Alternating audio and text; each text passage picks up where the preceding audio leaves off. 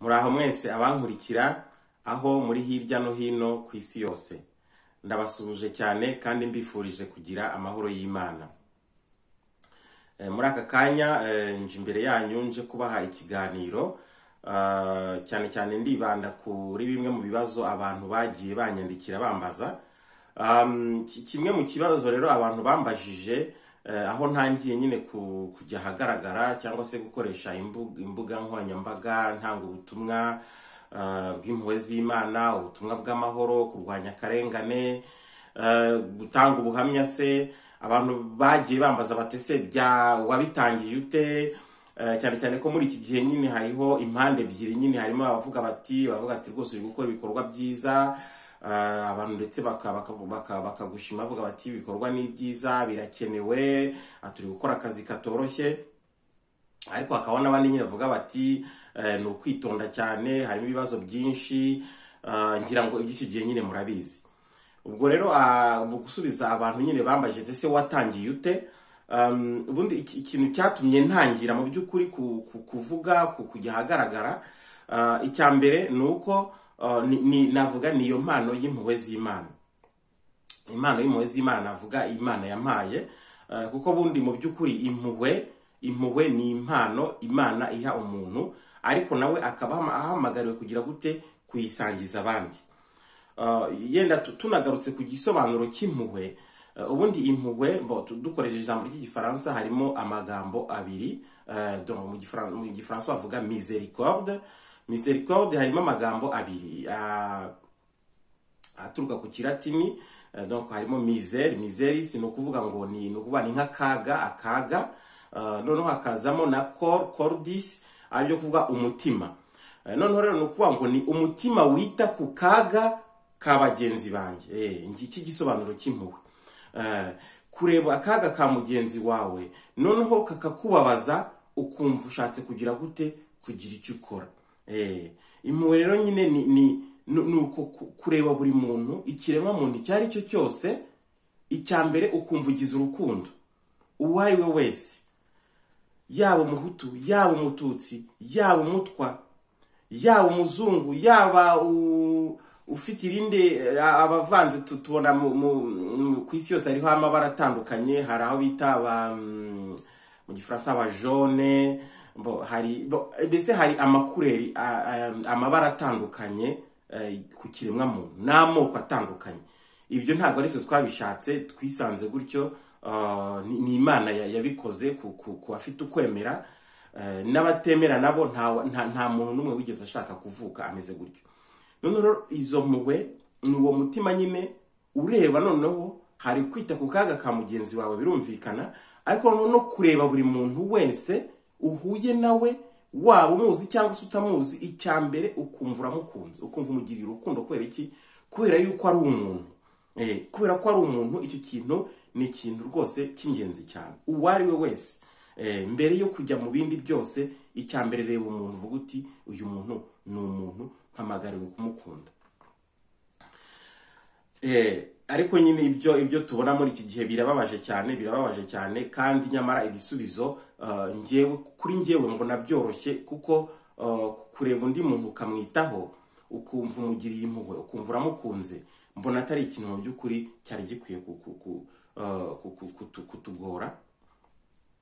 Bitumye nibutsa hari umuhanzi waririmbye ngo bibananiza iki. Ni iki rwose gituma utareba umuntu atari mugenzi we ngo amubonemo umuntu, ngo amubone umuntu akunze mbere na mbere.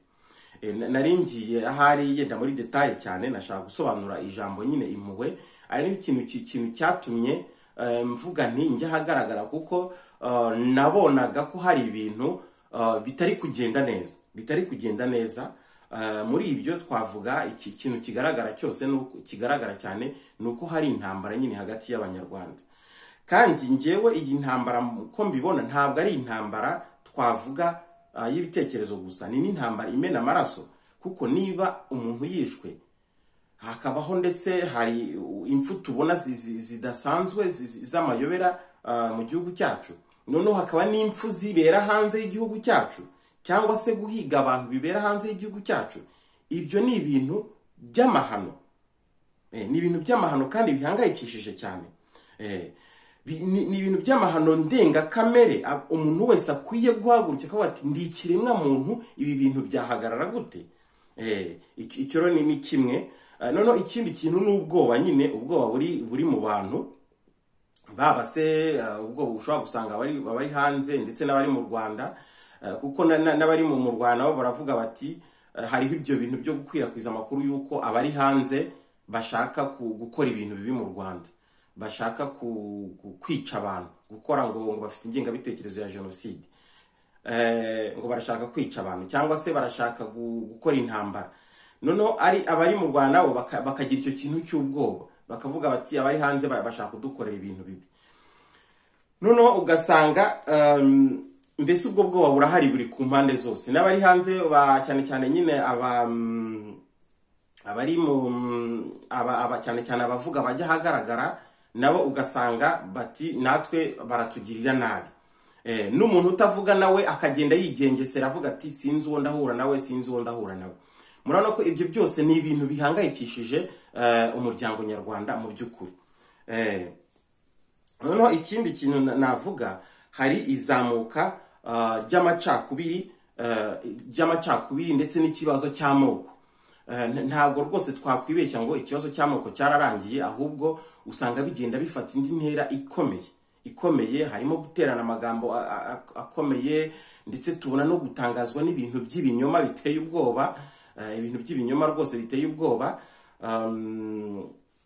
No umuntu akibaza ibi bintu koko biratuganisha hehe? Biratuganisha ibinyoma hagati y'amoko, no kuvuga ibintu bitigeze binabaho. Ubwo rero ibi bintu byose umuntu arabitekereza akavuga ati ariko se nakora iki ko ndi umunyarwanda kandi nkaba numva hari iki kiza nungutse, kuki ntajya imbere y'abandi kugira ngo ngire icyo mvuga. Ikindi kintu, hari igoreka ry'amateka. Hari igoreka ry'amateka kandi rigaragara. Ubundi hari n'umugani bavuga ngo ubundi ngo watsinze ngo niyo wandika amateka. Icyo kintu kirahari.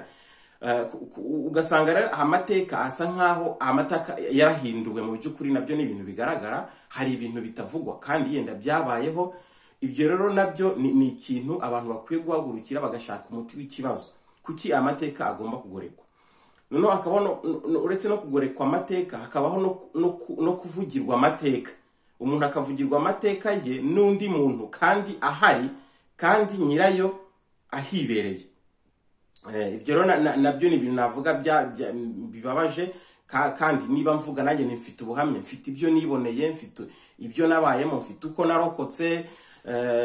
Noneho ugasanga noneho undi muntu arabivuze ati avuga ati yenda ibyo bintu ntibyabayeho, kandi yenda ibyo bintu warabyiboneye. Icyo kintu cyo kuvugirwa amateka rero nacyo ugasanga nacyo ari ikintu kitari cyo. Ikindi kintu navuga ni njyewe ndi umukristo gatolika, kandi ukwemera kwawe numva gukomeyeho. Hari uguceceka cyane nanone kw'abayobozi ba kiliziya yacu, tuvugisha ukuri kwa ba kiliziya gatolika. Hari ikibazo cyo guceceka cyane rwose gikabije cyo, kandi mu by'ukuri ubundi ubutumwa bwa kiliziya gatolika, igihe cyose kiliziya ijya ku ruhande rw'abantu bababaye, rw'abantu bafite ibibazo. Igihe rero uwo murongo twavuga ugenda utakara, ariko ntabwo twavuga ngo ni abantu bose muri kiliziya bose, cyane cyane mbona ikibazo kiri mu bayobozi. Igihe kirageze rero yuko ntabwo ikindi kintu cyane cyane muri kiliziya hagira ikintu cyo kubaha, nyine cyo kuvuga ngo abayobozi nibo bafata ibyemezo, ariko igihe kirageze yuko n'abantu bo hasi cyangwa se abarayiki dushobora kuvuga tuti ibi bintu ntabwo ari byo, tukaba twakebura abantu bo mu nzego zo hejuru. Ni igihe rero cyo kubakebura, ni igihe cyo kubakebura, kuko biri kuganisha mu gutsindwa. Icyo navuga mu gutsindwa kw'abayobozi bo hejuru, kuko niba hagaragaye akarengane hakabaho guceceka, kandi kiliziya igihe cyose ivugira abakene ikavugira abababaye, icyo gihe harimo gutakaza umurongo mu nzego zo hejuru. Ni ugutakaza umurongo wa kiliziya, navuga ko uri mu nzego zo hejuru. Ibyo byose rero ni ibintu umuntu areba ukavuga uti ntabwo ngomba guceceka, kuko igihe cyose iyo umuntu acecetse ni ukuvuga ngo uba wemeye ibyo bintu biri kuba, ubu byemeye nyine. Ariko iyo uvuze ati ibintu ndabyamaganye sinbyemeye, ni ukuvuga ngo ntabwo uba ubyemeye nyine, ibintu biba bigomba gukosorwa. Ibyo rero hakaba nyine hari n'ibibazo nyine noneho mvuze no kubuzi bwa kiliziya nyine harimo n'ibibazo mu buyobozi bw'igihugu nyine, kuko niba hagaragara nyine akarengane, ese ubuyobozi bw'igihugu buri hehe? Aho ngaho naho nyine niho umuntu avuga ati ngira icyo mvuga, kuko iyo niba ubwo hagaragaye ko hari icyuho mu buyobozi bw'igihugu, hakaba hari akarengane, noneho umuturage nawe agaceceka ntagire icyo avuga, ni ukuvuga ngo nawe uba wemeye ibyo bintu. Icyo gihe rero niyo mpamvu ko abantu babyamara bavuga ati hari akarengane kanaka, hari ibintu bidasobanutse, ibi bintu bigomba guhagarara kuko birarenze. Izo rero ni zimwe mu mpamvu nashakaga kuvuga, nkaba rwose numva nshaka gutanga umusanzu kugira ngo ibintu bihinduke, kandi buri muntu nyine abeho yishimye, afite amahoro, afite uburenganzira bwe, mu by'ukuri rero akaba ibyo byose nk'uko nabivuze mbikesha icyo navuze, impano y'impuhwe, impano Imana yampaye, impuhwe, ariko akaba ari n'ubutumwa navuga, ubutumwa nkora ntabwo ari ubutumwa bugarukira ku gihugu cy'u Rwanda gusa, nuko nyine ari hahandi umuntu avuga ngo ujya kurisha ihera ku rugo. Ubutumwa nifuza gukora ni ubutumwa bufite isura mpuzamahanga, cyane cyane ko natangije nyine Hakizimana World Foundation.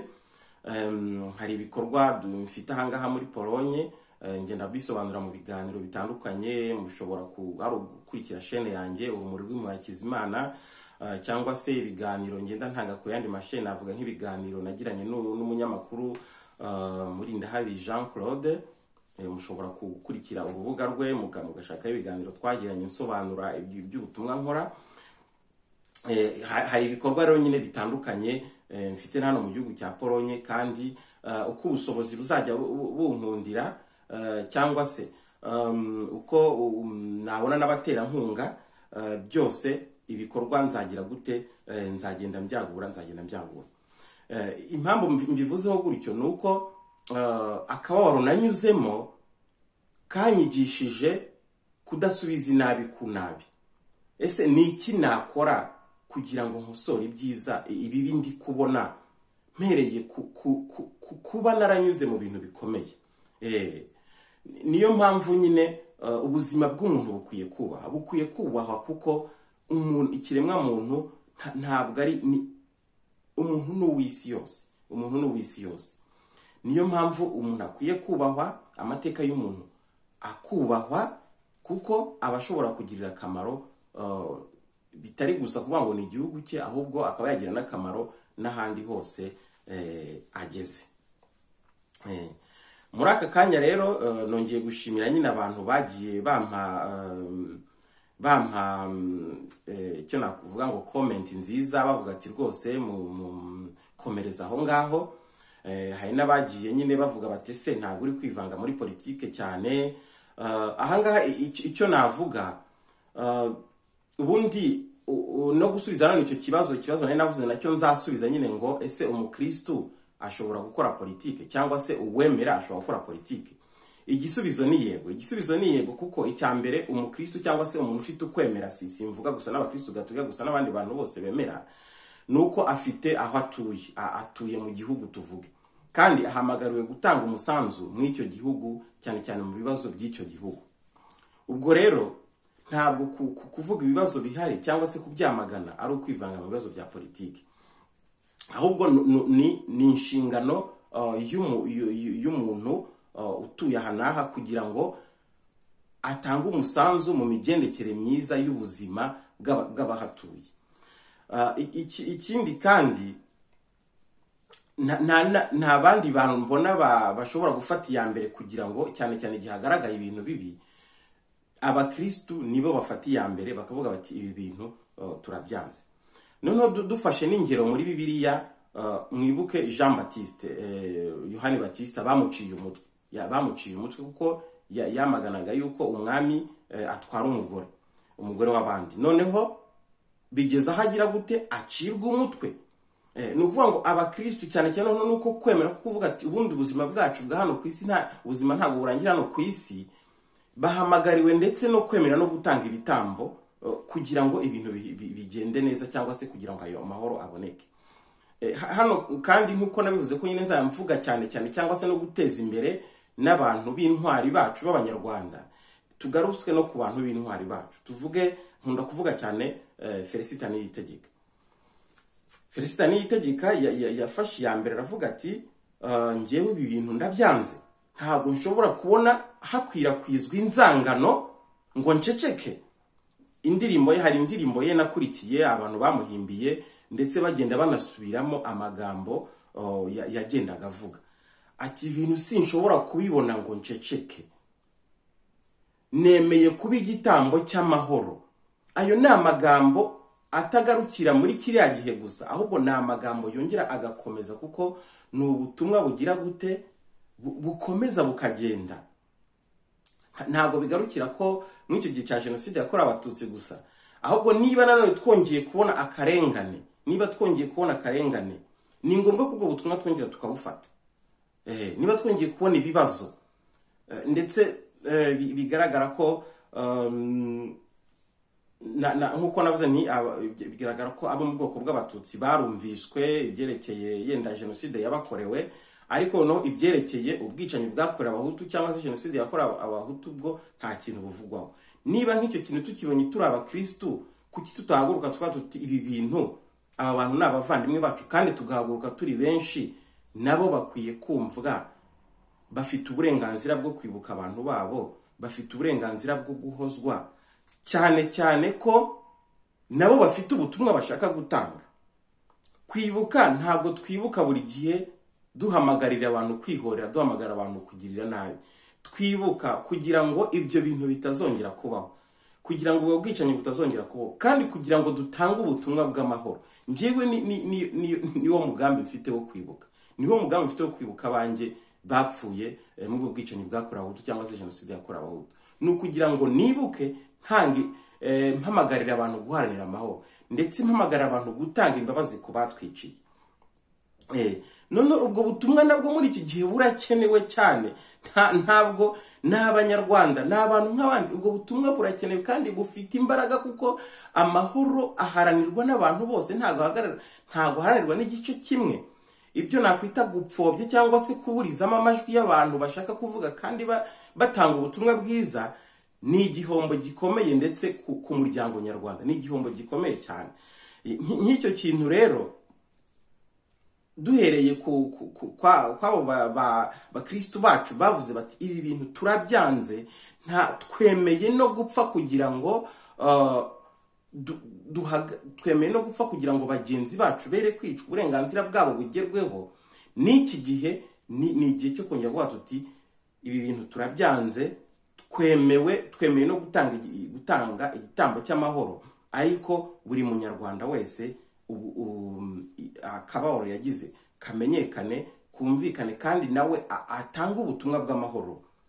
Iki gihe ni igihe cyo kuvuga tuti ariko nimureke turangize ibyabaye byose, twicaremo tuvuga tuti kandi tubirangize mu mahoro.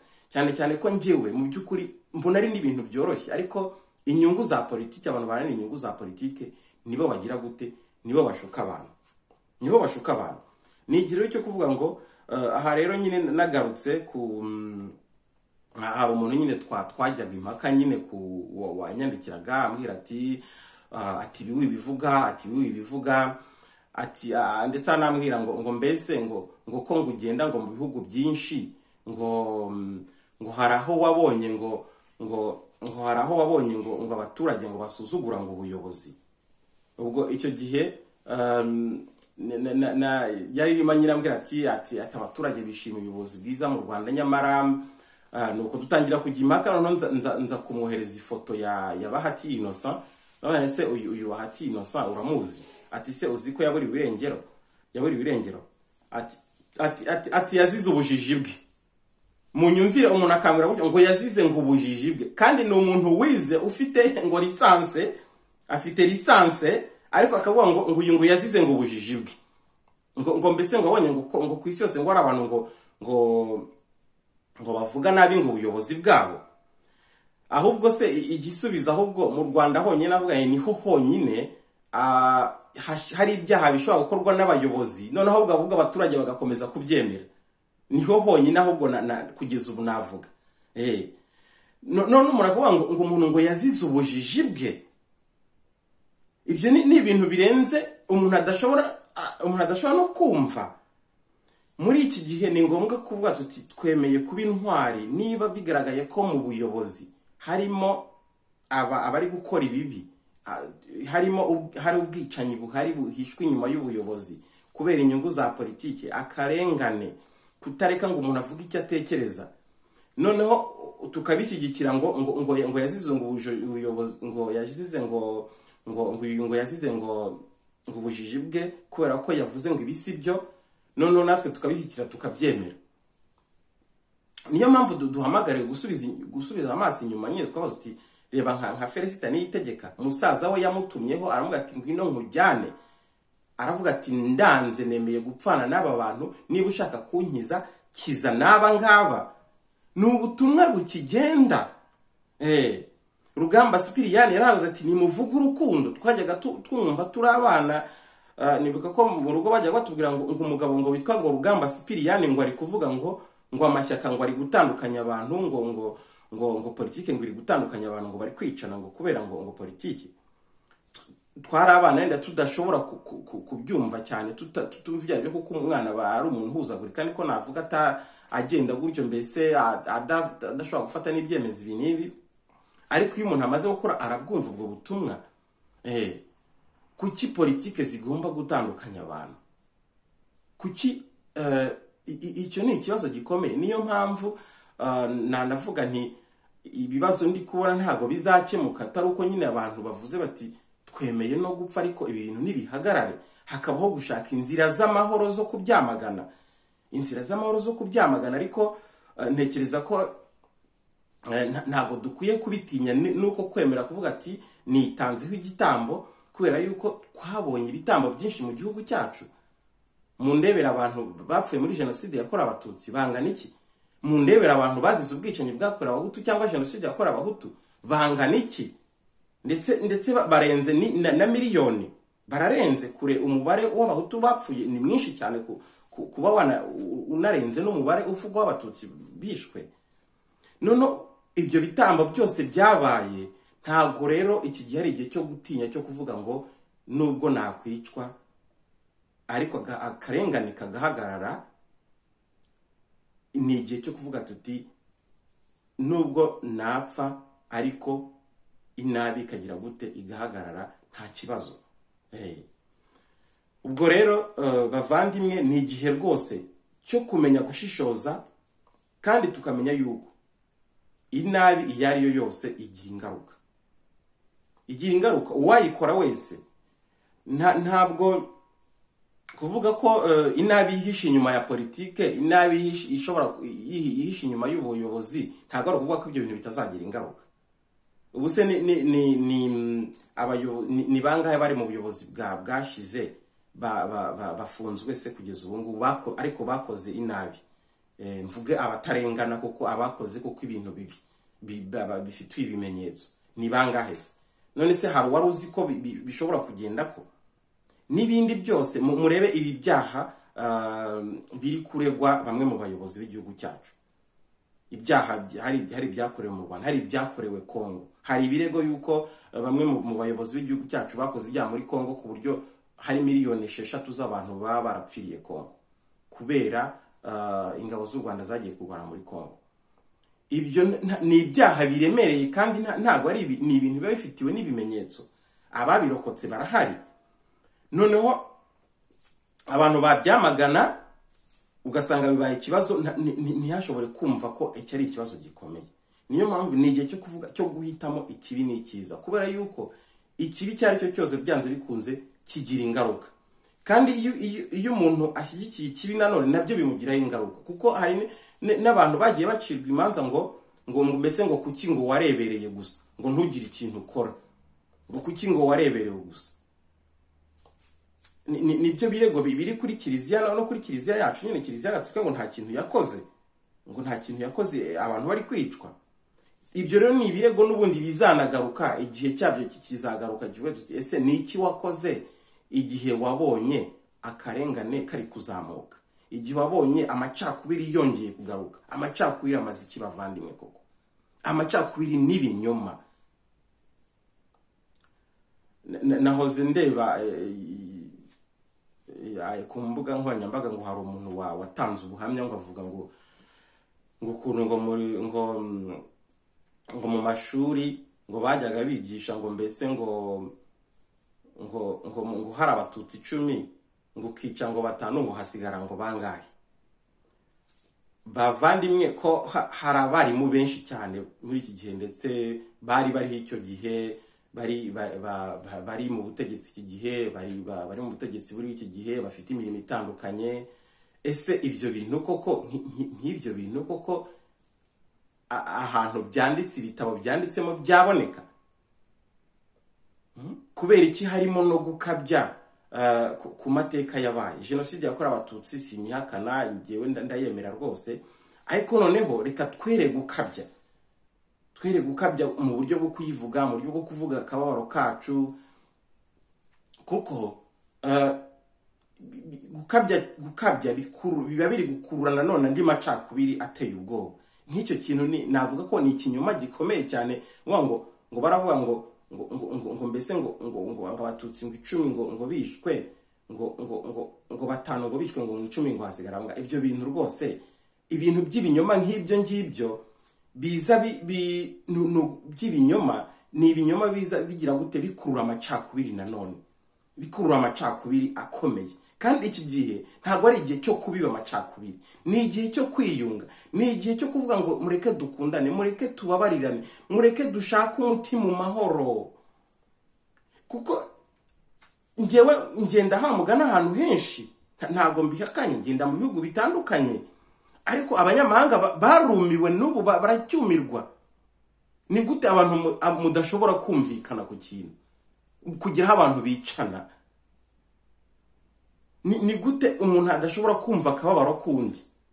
Noneho hakabaho n'itegeko ryo kuvuga ngo tuvuge niba umuntu avuze ngo yenda yakorewe ubwicanyi bwakorewe abahutu cyangwa jenoside yakorewe abahutu, ni ukuvuga ngo hariho ingingo y'itegeko ivuga yuko umuntu uvuze ko ubwo bwicanyi bwabayeho agomba gukatirwa imyaka 25 y'igifungo.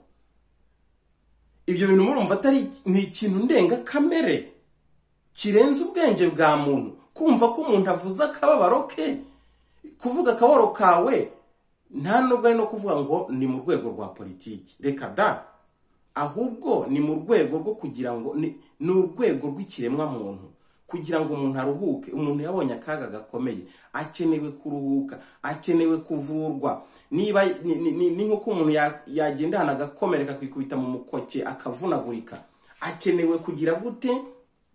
Kuvurwa, agashyirwaho sima, akitabwaho, akabona ibikenewe byose kugira ngo agarure ubuzima. Ni muri urwo rwego umuntu ataka akavuga ati narababaye, nimunyumve nanjye nkeneye gukira, nkeneye kubaho nk'umuntu. Noneho rero umuntu yavuga nk'icyo kintu agakatirwa imyaka 25 y'igifungo. Ibi ni ibintu byo kwamaganwa cyane, ni ibintu byo kwamaganwa kuko bibangamiye uburenganzira bw'ikiremwa muntu. Birarenze, birenze ukwemera. Ni ukuvuga ngo birababaje cyane gufata nk'ayo mateka ababaje, noneho amateka ababaje agakoreshwa kugira ngo hakorwe ikindi kintu kibi nanone kurushaho, kibi kurushaho. Nta mpamvu yo kuvuga ngo jenoside yo gufata jenoside yakorewe abatutsi noneho ukayikoresha mu by'ukuri ni ibintu bigaragara ushaka gukora ikintu kibi nanone kurushaho kirenze ibyo twabonye nanone. Kandi ni igihe cyo kuvuga ahubwo ni mureke tuve mu bibi tujye mu byiza. Ibi rero ni ibintu rwose biteye ubwoba, ni ibintu byo kudashyigikirwa, byo kwamaganwa ndetse mu rwego rwo hejuru. Ntabwo ushobora gufata ikintu kiri cyabaye noneho ngo ahubwo wongereho ibindi bibi, wongereho ibindi bibi. Ahubwo reba ikintu kibi cyabaye, uvuga uti ibi bintu, iki kintu kibi cyabaye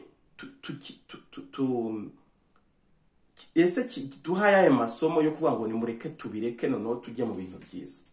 Nta mpamvu yo guhimba ibinyoma kuri jenoside yakorewe abatutsi, ndetse n'uwabahimba ibinyoma kuri jenoside yakorewe abahutu, yaba atanga ubuhamya butari bwo cyangwa avuga ibintu akabikabiriza. Ibyo byose ni ibintu bigize gute byo kugira gute byo kwamagana. Ubwo rero bavandimwe rwose ibintu biri kuba birababaje, bimwe mu bintu biri kuba birababaje, simvuze ko hatari ibyiza byagezweho. Ibyiza byagezweho birahari, haba yenda umujyi koko usukuye ni ikintu cyiza cyane. Iryo terambere ryaba rihari muri Kigali cyane rivugwa, cyangwa se no mu ntara zimwe, mu ntara cyane mu mijyi imwe na imwe y'intara, kuba haba hari iterambere, ibyo ni ibintu byiza byo gushima. Ariko nanone twere kubikoresha duhisha ibindi bibi byaba bihari. Mureke abantu bareka uburyarya, njya ndeba nk'amavideo njya mbona, cyangwa nyine amavideo yo mu Rwanda, yo mu gihugu cyacu, ugasanga abantu bari mu busabane, tuvuge barabyina n'abayobozi, abantu barishimye. Ariko se ibyo byishimo abantu baba bagaragaza, yenda atari na bose, cyane cyane bigaragara cyane mu minsi mikuru imwe n'imwe, eske mbese umuntu yakibaza ngo no mu mutima birimo cyangwa ni bwa buryarya bw'Abanyarwanda? Njya ndeba, cyangwa se hari aho abantu nk'uyu muyobozi yagiye kwiyamamaza, tuvuge nka perezida akajya kwiyamamaza, ugasanga abantu baje ari benshi, ariko akenshi nabo ukuntu baza ari benshi nuko haba hari abayobozi nyine bagenda bafata bavuga bati nimugende nyine mujyeyo, cyane cyane ko niya abantu baturage bagiye ari bakeya, urabibazwa se kuki abantu bawe batitabiriye. None ugasanga abantu barabishyiraho imbaraga kugira ngo abantu bitabire, kugira ngo umuyobozi ngo ajye kwiyamaza, cyangwa se umuyobozi niba yasuye ahantu. Ese icyo kivunge cy'abantu twavuga ngo ibyo bagaragaza muri icyo kivunge, baba bamanika amabendera, abaririmba, no mu mutima wabo niko biri, none se kuki niba mu mutima wabo ariko biri, kuki nko mu gihe cy'amatora hari ibyagiye bibaho ko abantu usanga batatoye nguko ubuyobozi budashaka ko batora, bigasaba ko amajwi yabo akurwamo hagasimbuzwa andi. Ibyo ni ibintu nabyo byagiye bibaho. Ni ukuvuga ngo hari igihe ushobora gusanga ibyo byishimo abantu bagaragaza, mu rundi ruhande bishobora kuba birimo n'iki, ahubwo nicyo twakwita le cri de douleur, cyangwa se mu Gifaransa ugusakuza utaka. Noneho umuntu akaba yanajyayo kubera yuko yasabwe kujyayo kugira ngo umuyobozi kanaka atagaragara nabi, kandi mu mutima bitarimo. Aho niho hantu abayobozi nabo bagomba gutekereza, ariko ntekereza ko nabo babizi. Niyo mpamvu ikintu cy'uburyarya hagati y'Abanyarwanda gikwiye guhagarara. Abanyarwanda ntabwo tubwizanye ukuri. Abantu kubera bwabo bati nimvuga ikintu baranyica, barangirira nabi. Ariko igihe cyo kuba intwari ni iki ngiki, cyo bati nibashake banyice. Ariko uwo muco mubi wo kugira uburyarya, wo guhisha ibintu, kandi mu mutima ufite ibindi bintu utekereza, ugomba guhagarara. Nawo ni umuco. Muri iki gihe biragaragara yuko hari inkubiri y'impinduka, irahari rwose, ntabwo ari ibintu umuntu yabeshya. Ariko ibyo bintu byose bibi bigenda bisubiza inyuma umuryango nyarwanda, cyangwa gutera imbere k'umuryango nyarwanda, haba mu bitekerezo no mu migirire, byose ni iki gihe cyo kubivuga tukabyamagana tukabikosora. Abantu bakwiye kumenya ko bagomba kubwizanya ukuri. Niba iki kintu ntakishimiye, wikwerekana ko ukishimiye kandi utakishimiye. Icyo kintu rero ni ikintu cyo gukosorwa cyane, kuko abantu ntabwo babwizanya ukuri. Niyo mpamvu rero ikindi kintu nanavuga nuko nanahamagarira nyine baba n'abayobozi b'u Rwanda nabo gutega amatwi abantu. Ahubwo ushobora gusanga wa muntu uri kwita ngo n'umwanzi w'igihugu kubera ko akubwije ukuri, yabivuze nyamara nta n'urwango afite, kubera ko ari kuvuga ati ibi bintu bireke kuko nibi nawe bizakugiraho ingaruka. Hari icyo bita umuntu kwisenya ubwe. Umuntu kwisenya ubwe nibyo Papa Yohani Paul akavuga ati l'autodestruction de l'homme par lui-même. Donc umuntu arisenya ubwe. Mwari igihe umuntu avuga ati nyamara wa muyobozi we uri kwisenya ubwawe kubera ko uri gukora ibibi, umuntu akabyamagana, atari uko ahubwo ni ugukunda wa muyobozi, kuko uramubwira ati wowe ibintu uri gukora biri kugusenya. nyamara dore inzira wanyuze. Noneho umuyobozi akakwita umwanzi w'igihugu kandi uri kumubwiza ukuri. Ahubwo wa muntu waje kubyinira atakubwije ukuri, ahubwo se mu by'ukuri ubwo twakwita umwiza nindi? Umuntu waje kukubyinira akitakuma kandi umutima harimo ikindi kintu, yaje kwitakuma kugira ngo ahahe. Ibyo ni ibintu abantu bagomba kumenya gutandukanya. Umuntu wageraga kubwiza ukuri akavuga ati ibintu ndabyamaganye singemeye, ntabwo ari ukuvuga ko kwanze habe na gatoya, ku giti cyanjye rwose njyewe nkunda abanyarwanda bose, abari bo bose. Imana yampaye ingabire y'urukundo, nta muntu nshiriye urubanza, nta muntu mvuze ngo yicwe, yaba ngo umuyobozi kanaka ngo yicwe, ntabyo mvuze. Ariko reka namagane ibibi naba mbona bitari byo, kuko ibyo bibi nawe nabo bantu babikora cyangwa bari kubiregwa, abari bo bose nabo bibagiraho ingaruka. Icyo rero nicyo ndi kurwana, ibi bintu byo kwamagana ikibi utitwaje inabi, utitwaje ubugome, ni ugukiza umuntu inshuro ebyiri. Ukijije roho ye. Turaharanira yuko roho z'abantu zikira. Abo bantu tuvuga ngo bari mu buyobozi cyane cyane, kuko ngiye ibibazo mbona biri hejuru mu buyobozi. Abaturage nta bibazo mu by'ukuri bateye, uretse ko bavuga bashobora guhaguruka bati ibintu turabyanze, icyo ntabwo ari kibi, kuko guharanira uburenganzira bwawe nta kibi kirimo. Ariko guharanira ukamagana inabi iri gukorwa n'ubuyobozi, ahubwo mu by'ukuri uraba n'urukundo ahubwo rukomeye, kuko uri kubabwira ati ibintu muri gukora namwe birabahitana nimutareba neza, kandi birahitana na roho zanyu. Kuko niba hariho ubwicanyi, kwica ni icyaha kandi kijyana mu muriro, ni icyaha kirimbura umuntu. Ni ukuvuga rero kwamagana ibi bintu bibi ni ugukiza ahubwo abo bantu inshuro ebyiri. Ni ugukiza abo bantu bari kuvuga ngo abamagana ngo ikibi ngo nabanzi b'igihugu, ni ukubakiza inshuro ebyiri, kuko harimo kubakiza kuri roho no kubakiza ku mubiri. Nkaba numva ikiganiro cyanjye cy'uyu munsi cyabaye kirekire ranga naba ngisoreje. Nkaba mbashimiye kuba mwankurikiye, kandi tuzakomeza ubutaha. Mugire ibihe byiza, kandi abababaye rwose twifatanyije namwe, mwihangane, turabazirikana, kandi nabishimye namwe mwishime, ariko munatekereza abababaye, munatekereza guhitamo ikibi n'ikiza mu buzima bwanyu. Ikibi ni ikihe nkireke, ikiza ni ikihe nakurikira. Murakoze, mbifurije amahoro y'Imana.